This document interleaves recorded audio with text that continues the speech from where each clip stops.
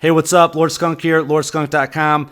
This segment here was taken from one of our past live shows. Make sure you check out our live shows every Sunday, Tuesday, and Friday, 7 p.m. Eastern Time. Subscribe so you'll be notified when we go live. In this segment, we're going to go over the top 10 characters of the week. Okay, this is by Wise Man Pendle, Team Instinct, and a admin in the lordskunk.com Discord community. Always glad to help out new people. Or anybody that's interested in Star Wars Galaxy of Heroes. He's always over there in the Discord, so make sure you check that out. He is on EU time, European time zone, so he's typically there for if you're in the States, he's typically there in the morning or in the afternoon for us. He's available in there answering questions for people, so make sure you stop in there. If you have any questions, he'll be glad to help you out. Also, this top 10 characters of the week, now this is going to focus on the top 10 leaders, okay? We just talked earlier in the show how important leadership is. I mean, leadership makes or breaks your team. So we're going to go over the top 10 leaders. Now, I have not looked at this list. I like to wait until I see them on the live show so we all experience it together. So let's take a look. AC McLeod is with us, one of the GMs of Team Skunk, and he put this together. So he knows a little bit about it, but he didn't get too involved because we had to put it together real quick before the show. So let's take a look at the top 10 characters of the week by Wise Man Pendle. So the following is a top 10 of leader abilities, some of which are very cool and others are just insanely powerful. Enjoy. Okay, so Wise Man Pendle's top 10 list. Coming in at number 10 for top 10 leaders is Count Dooku. He has lost a bit of use recently, but evasion, leadership are still highly frustrating, and the offense up is a big bonus. If Jedi teams come back, I can see him being the preferred evade leader once more. What do you think about old Dooku? Dooku seems to be leader of choice at the moment as well. There's a couple old Bens, but in the kind of top 20, old Ben's not great unless you got him maxed out. So, yeah, Dooku's still good, and especially if you get him high geared, he does a lot of damage. He gets pretty good on the DPS. So, yeah, I can see why he's in there. All right, let's take a look at number 9. Number 9, Qui-Gon Jinn. He was a leadership choice for almost every team in the game until protection, but now he is the only Jedi widely used. His leadership falls short. Now that he is the only Jedi widely used, not that he's the only Jedi on the team typically, his leadership falls short. Some whales are still using him with Ayla to create interesting teams, and when Anakin gets redone, he might be back on top. So we'll see. Because he is very fast. Now, Anakin and Qui-Gon have the same speed, I believe. Maxed out. They used it at 70. Now, I'm not sure at 80. I don't know if Anakin matches his speed or not. But either way, Anakin's still pretty fast for a Jedi. Not quite as fast as Yoda, but him and Qui-Gon are fairly quick, even without that leadership bonus. But you pair that leadership, they're really good. So, who knows? Maybe your guy, Snowman, will be able to use that Yoda that he was asking about earlier today in the show. So, okay, coming in at number 8, and now this is a leader that I really like, and this is very interesting to me. I've seen some really cool screenshots with IG-88 as leader. So number 8, top 10 leaders. IG-88, 20% crit chance for everyone is a solid leadership on its own. That's more than Sidious has, and he was the meta leader at one point. But he really shines once Omega'd, applying a damage over time with any crit attack. This is insane against a Tier 6 Rancor because dots is calculated based on enemy health. Very interesting teams can be made under this lead. Very, very true and very cool lead. 88, you can pair him with like Vader if you want to, gear up your Vader. Now Vader, even though most people can only get him to 5 stars, possibly 6, he's still really strong. He has very good hit points. He still can be viable. I'm not necessarily saying he might be arena viable, but you could do some fun stuff with him in Galactic Wars raids and whatnot with Vader if you're doing some of those lower tier raids. Now, also Tusken Shaman, if we ever figure out what's going on with Tusken Shaman, that might be a really good, or would be a great combo with 88 and his leadership ability, since his heals are based off dots on the enemy team. So that's really cool. Do you have 88 that's leveled up, or have you faced any? There was a period there, obviously, like I said, he was kind of like the meta for a while, and the droids with Poe, so he was around a lot. Not so much as leader, though. It ended up mostly being with the Poggle in there. So Yeah, I haven't really seen too much of him as a leader, but definitely does a lot of damage. And if you get all those dots coming along, it's going to be dangerous. So probably one to watch out for with things like B2 and Java Engineer floating around. Could be dangerous. Yeah, it's definitely good to have multiple leadership options in in the droids. But I think comparing all of them, if you're still going droid, I still think you're going to probably be better off with HK currently. So, but 88, yeah, definitely something to look at, something to consider. Yeah. Coming in at number 7, okay, Barriss Offee. Not really viable in Arena yet, but in Galactic Wars, her leadership can be incredibly useful. Jedi's under her not only gain a huge amount of health to start with, but then have a permanent health over time effect too, which is not dispellable, which adds crazy survivability before you even consider her heal on basic and awesome health equalization. So Barriss Offee was really good in Galactic War prior to the last update. Now with the last update, I don't know, if she's as imperative. I mean, if she's like your only healer, she's your main healer you were going for. Yeah, absolutely. But I just don't see myself in the new Galactic War. I don't know you would necessarily have to have Barriss Offee like she was so integral in the last one. But I think she should definitely make the list. What do you think? Yeah, I've kind of stopped using Barriss Offee in Galactic War. She comes in at the end just to kind of top up the characters. That was pre-update. Now I don't even think I go to her. There's no need. So not as important anymore. Maybe for the lower level players who don't have a deep roster, definitely easily obtainable, easy to get her health up there. So PvP arena, not so much. Possibly if you stick her in there with a bunch of annoying tanks and go for a timeout defense team, maybe. But yeah, useful. And all right, let's see. Okay, here we go. Now it's getting interesting. Here we go. Number 6, Tebow. It's Tebow time. Very interesting and annoying leadership to face, which is why he can be used to great effect on arena defense teams. Not only does he give 55% to stealth at the start of every hero's turn, he also has a chance to provide them turn meter at the end of their turn too. Give him a tanky team and it becomes very hard to beat within the 5 minutes. Yeah, that's cool. Maybe I'll do that after reset. I'll throw Tebow in. I did put a droid caller. I think it was a droid caller. I think that's what I needed on Tebow. So he is up to gear 9 now. Not quite to gear 10, but hey, it might be fun to throw in there overnight just to see what happens. See what people think of him. So yeah, Tebow, what do you think? You done anything with Ewoks? I'm not full on Ewoks, but I've been getting a Tebow because in T6 he's kind of essential. He just makes almost any team better damage wise. You get a good extra kind of 200k. Tebow. Yeah, Tebow. Yeah, I've been talking about Ewoks for a while. I had my Ewok team up and running doing Galactic Wars for, I'd say probably at least a month now. And my first choice was Chirpa. I thought Chirpa's lead, but Tebow, man, yeah, his lead's good, man. He's really good. He's now the leader of my Galactic War Ewok auto team, so it's good. All right, let's see here. Coming in at number 5, HK47. The only true leader for your droid team. He gives 30% crit chance to his droid allies and also gives them 50% turn meter on a critical hit. This allows your reasonably slow team to attack much more regularly, which causes utter devastation. In my opinion, the droid team with HK lead is the strongest offensive arena team right now. A lot of them have AoE too, which immediately gives them another turn. Crazy. Yeah, it's true. I mean, I think right now droids are a really good offensive arena team. Defense, you can definitely get around them, but if you just want to cut through people fast, they're a fun team to do it. I say all the other teams I've played have been like a semi-automatic pistol. The droid teams that I played are like a machine gun, man. They're just so fast and they just hit hard. It's pretty cool. Yeah. Got any comments you want to add for old HK47? No, that sounds about right. You're starting to see more people using him as the lead, even with the other options around. Probably because after everyone figured out what else to farm, he was the only one left. So they started topping him out and realized he was actually pretty good. Yeah. So yeah, he is. Coming in at number 4, Rex. If clones are your thing, Rex is the only way to go. 20% extra health on someone like Fives is very scary.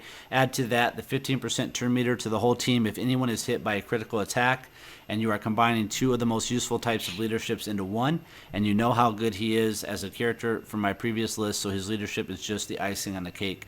Yeah, Rex is that's true for sure. Now, a lot of people don't have Rex because he is pay to play or whatever. So if you have him, definitely look at ranking up that leadership ability for him if you haven't done so.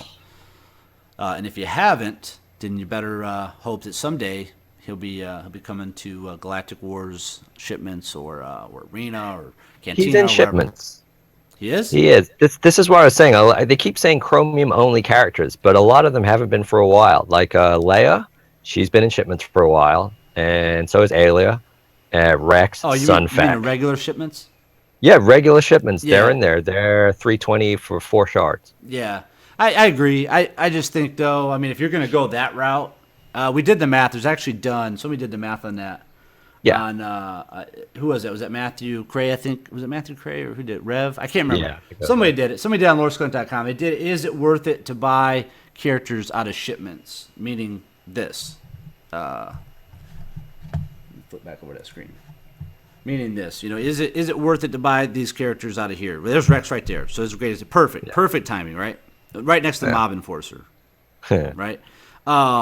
Yes, you can do that. You could get him out of there. He did the math. It's going to cost you. I think he said it comes out to about like a couple $100 if you did it. It's going to take a little bit of time because you're not guaranteed to have Rex pop, every time the shipment refreshes. But yeah, you could do it. You could do it for sure out of there. So let's say Crystal only characters, Crystal exclusive characters. Is that a better term we should use moving forward? I mean, obviously, yeah, it's going to be pay to play. I mean, it'll take you even longer if you're free to play and you're just saving up your crystals. But yeah, I'm not sure where they're going. That was the one thing I was confused about was the definition of Chromium only, because they were saying Leia's no longer Chromium only, and she hasn't been since the update, since they started putting in these shards into the shipments. So I think the only ones that aren't are the new ones in Erodium, so B2's not anywhere near there. And who's the new bounty hunter shapeshifter? Zam Wessel. Zam Wessel. She's in there as well. She was in there the first day Zam Wessel was available in Chromium. Yep. She came straight into shipments. She was there that day. So the only ones I know for sure haven't popped in there are B2 and the new scoundrel that's in the monthly. So he's probably gonna. I'm assuming he would go to like Galactic War or something like that. I'm assuming because they already put Zam Wessel in as a Chromium only. I don't see how they could turn right around and put in Dengar, who's another scoundrel, right into. I mean, it just didn't really make sense. Maybe, who knows? Maybe they will, but yeah, I mean, yeah, you could definitely get characters out of there. It will take you some time to do it, but you could do it. And let's see, who's our number 3 character? Now we're our top 3. So let's see. Top 3. Number 3, Admiral Ackbar. So this is right who I was going to talk about anyways, because if you don't have Rex or you don't want to buy Rex this way, or if you don't have the crystals, I mean, if you're free to play and you don't want to spend money on the game, you're just trying to save up crystals, save them for refreshes, don't buy Rex out of shipments, go for Admiral Ackbar. You can get him right out of Arena. Arenas are typically some of the easiest, characters to get. Ackbar is definitely a great choice if you can't or don't have access to Rex. Let's look at Admiral Ackbar. His leadership recently got changed along with the rest of his kit and made a Rebel team viable again. He adds speed to the Rebels, 180 plus speed for Leia, and also gives a free attack to a Rebel whenever a hero uses a non-attacking ability. A very strong team is to put him with Leia and then 3 other non-Rebels with buffs, taunts to make it more likely that Leia will keep going out of turn and cause devastation. Yeah, that's cool. That's a good point. Yeah. So Admiral Ackbar, I agree. The rework with him is great. I know that quite a few people use them. In Team Skunk, I know Riemann uses them and Dartron uses them on their various teams. So do you have Admiral Ackbar? I do. I got him coming in because obviously for P1 you got to have a dispel. So he's obviously the free to play and quickest to get up there. he works well, and especially with the Leia, that whole getting an extra attack when someone uses a non-attack move, that was really good. That makes Leia do a ton of damage. And for that Empire Assault event, that worked really well because you would get all those Royal Guards stunning Han, which was perfect because then the only person who's left to be called for that extra attack is Leia. And between just Ackbar and Leia, you could take out the Emperor. So, and that works well against the Grimorian Guards in Phase 1 as well. So he's really useful for P1, bunch of other things, and he's not too bad on Arena. If it procs just right and they have a Leia, they almost seem to get 3 rounds of goes before you even get to go. So he's definitely dangerous once he's maxed out. And you don't even need to max him out for raids because he tends to be ignored. They tend to go after your tank and then your high DPS. And then randomly sometimes he gets hit, but you could always retreat out. So you can do a lot of damage with a low-level Ackbar.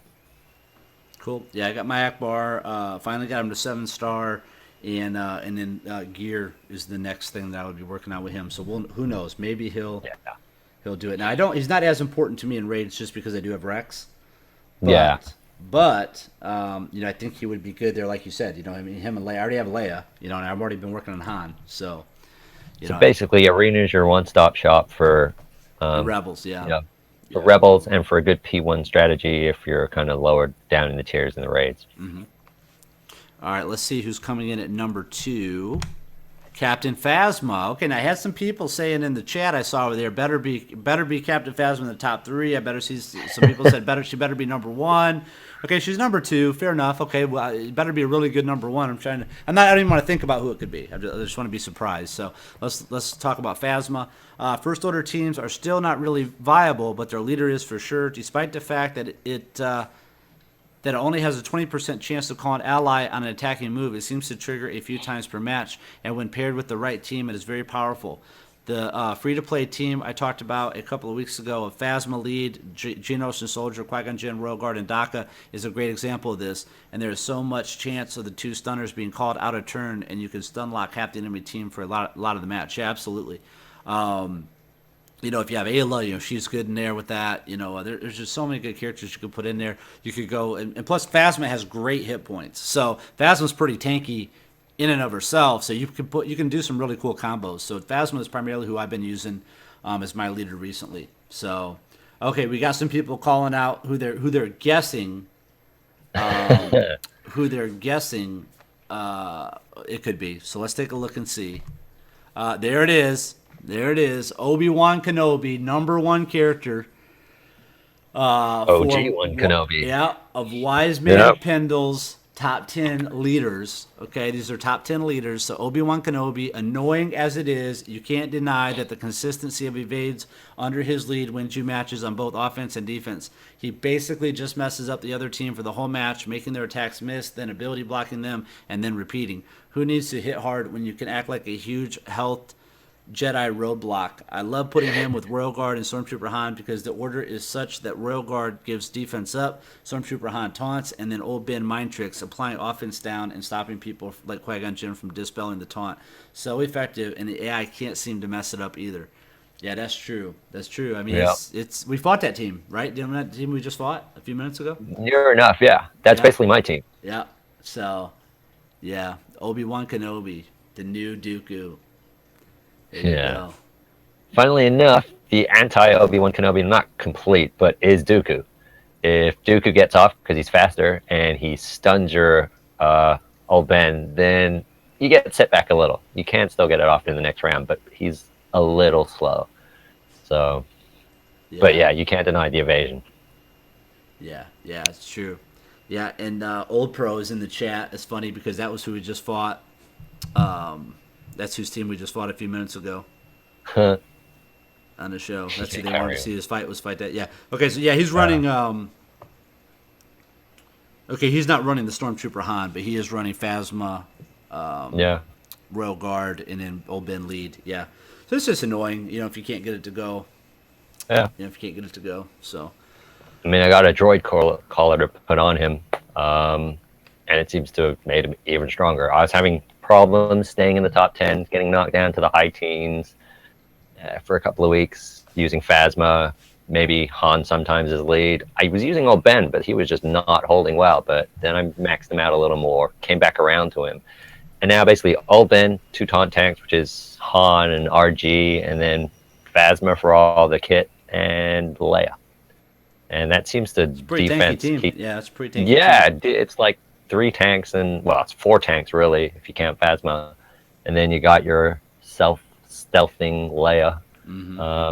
And like I said, if it procs well, that's a really good team on offense as well. Occasionally, depending on the team you face, you got to trade out Phasma for Rey or some DPS, but that team holds. I mean, I've gone overnight and just held my rank. I mean, I go for like 2 or 3 after I get my number 1. Once people start knocking you down overnight, go for 2 or 3 because people tend to leave you alone, or just stay away from a really hard-looking team like that. And I've been holding pretty much top 10 for the last week now, so definitely old Ben seems to be where it's at right now, especially once you max him out. Nice. Cool. Let's see what usually has some honorable mentions or something. Let's see. Does he have anything? Yep. No? Yep. Okay. Honorable mention. Cool. So let's recap Wise Man Pendle's top 10 list. Now, this is top 10 leaders, okay? Don't get confused if you're just tuning in. This is top 10 leaders. Number 10, Count Dooku. Number 9, Qui-Gon Jinn. Number 8, IG-88. Number 7, Barriss Offee. Number 6, Tebow. Number 5, HK-47. Number 4, Rex. Number 3, Admiral Ackbar. Number 2, Captain Phasma. And number 1, ObiWan. And on all this, I agree with them on everybody on there, except I'm just Barriss Offee. I just don't know now with the update. With the update to Galactic Wars, she's really losing her spot. So, other than that, yeah, I mean it's a great great looking list of characters there for lead. So if you're new to the game and you're not sure about leadership, it's very important, man. Your team is made on your leadership, so I'll focus on that. So, cool. I mean, obviously, Pendle's got a lot of resources, and he's probably got an Omega on Barriss, and that brings her heal cooldown. And also, once you get an Omega on her, she gets defense as well for 2 turns. Yep. So, like I said, if you're looking for a timeout team for defense, stick them in there with old Ben and a bunch of other tanks. That's probably why she's in there. Yeah, I could see that, like with kind of like what you said with your team. You're just trying to go tanky, you're trying to go defense. Yeah, it could work. That could work for sure. Yeah. All right, so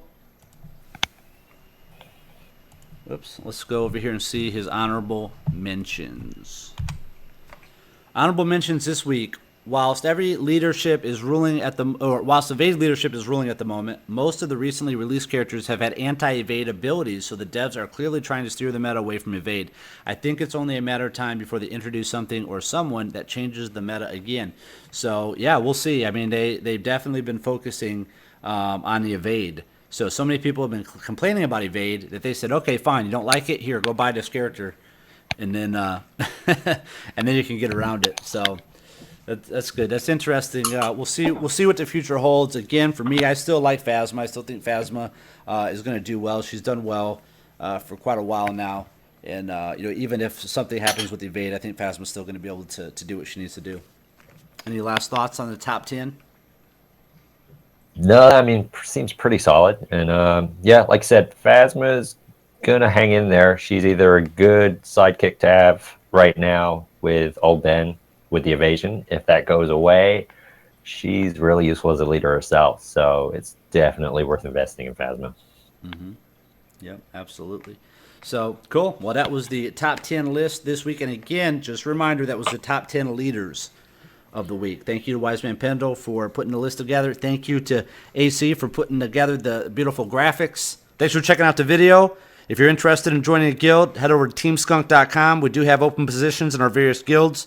Also, check out lordskunk.com for guides and news for Star Wars Galaxy of Heroes. Make sure to follow us on Facebook and Twitter, LordSkunk1. Also, check out our Discord app. It's a voice and text chat program that you can download on your Mac, your PC, your iOS, or your Android device. And you can connect with thousands of other Star Wars Galaxy of Heroes players. Want access to the ally codes of some of the most infamous players in all the galaxy?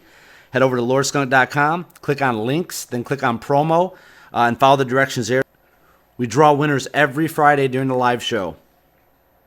If you like this video and want to see more, make sure you hit the like button. Also hit the subscribe button. You'll be notified when we go live and when we upload new videos. Thanks for checking out LoreSkunk.com.